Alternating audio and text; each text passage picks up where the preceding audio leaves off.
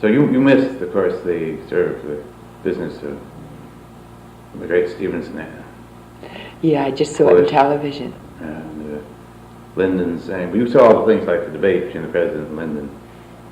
And you missed Lyndon's people going around talking about Addison's disease. Oh, I remember that, because when Lyndon Johnson came after the convention to our house at the Cape, we moved out of our bedroom. It was a very small house there, so that he could, and Lady Bird could have that room. We were sort of sleeping in a single bed in this tiny little guest room. And then we had to go over to Mr. Kennedy's, which was where all the press would meet the next day, and Lyndon plunked himself down in Mr. Kennedy's chair. I was just thinking, do you know what chair you're sitting in after the things you said about that man? Mm-hmm. And anytime Lyndon would talk that night, Lady Bird would get out a little notebook. I've never seen a husband and a wife so. She was sort of like a trained hunting dog. He'd say something as innocent as, I don't know, does your sister live in London? And Lady Bird would write down Lee's name in London, just everything. I mean, she had every name, phone number. It was a sort of a funny kind of way of operating. Mm-hmm. They were like a hockey team. Yeah, well, you know, just she always had these 3 green notebooks just filled with everything. We talked about this the other day, but it was not on the tape. So you were about the problem of Lyndon's going on the ticket. Oh,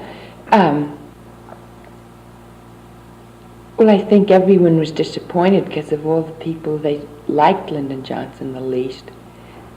And I must say, Symington behaved awfully nicely there, didn't he? Yes. You know, you never thought he was any great statesman or anything, but he was just such a gentleman the way he did that. Yeah. Mm-hmm. And I know that made Jack sad. I even wrote Symington a letter, which I asked him to burn. And he wrote me back that he burned it, saying I wish he had been the vice president.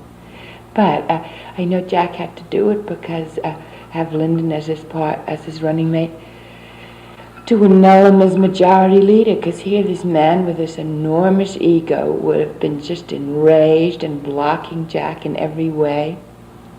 And yet you know, and keeping everything in. I know he kept that session in before the convention. I think he called it before the convention. Yeah, because that was it. So Jack couldn't get out and campaign and do more things. I mean, he'd done something before to really make things difficult for him. I recall it was called before the convention, but took place after. Well, he certainly didn't make, you know, he just, if you'd had him up there with that enormous ego and thwarted and bitter, so nobody was happy about it. Everyone was even amazed that he accepted. Mm-hmm. And I think, well, some other people can tell you about it, going down into his room and everything, and I guess Phil Graham was a great go-between, and told me, I have notes somewhere, there at the Friday, I went out and had dinner with Phil. He gave me a great account of his role as kingmaker, intermediary. And I think Joe also thinks that he was responsible for getting Lyndon on the ticket. Gosh, I don't know, but I suppose Bobby could really tell you all of that, because Bobby was against it. But I mean, Bobby knows. All I know is that a call was placed at something like 8 o'clock in the morning, and Lady Bird answered, and Lyndon was still asleep. And then Jack went down. Lyndon said he'd come up. Jack said no, he'd go down to his apartment. Lyndon just accepted right away. Mm-hmm. But I don't know what had gone back and forth, and they all were rather surprised. Mm-hmm.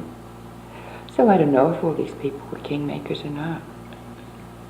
Joe and Phil waited on Senator Kennedy on the Tuesday and said he had to put Johnson on the ticket. The president said nothing. And but then subsequently, the president, according to Phil, the president called him, and I forget where this, and asked him about calling, what he should do about calling. Said, I want to go ahead with Lyndon. And I think then the president called Lyndon directly. Lyndon was asleep. and then all this business started. And then later the thing seemed to get off the tracks, and Phil was called in to kind of put it together. I see. What else was I just thinking now? Can't remember. Before the president went to Los Angeles, did he talk very much about, did he speculate about vice presidency? No, he really didn't. He was at the Cape, and I flew down with him to New York, and we stayed did we stay the night at that Idlewild Hotel, or else I just saw him off and went back to the Cape. And said goodbye to him. I guess we did stay the night, because the Truman thing was sometime. But he really didn't. It was more just to get it himself. Mm-hmm.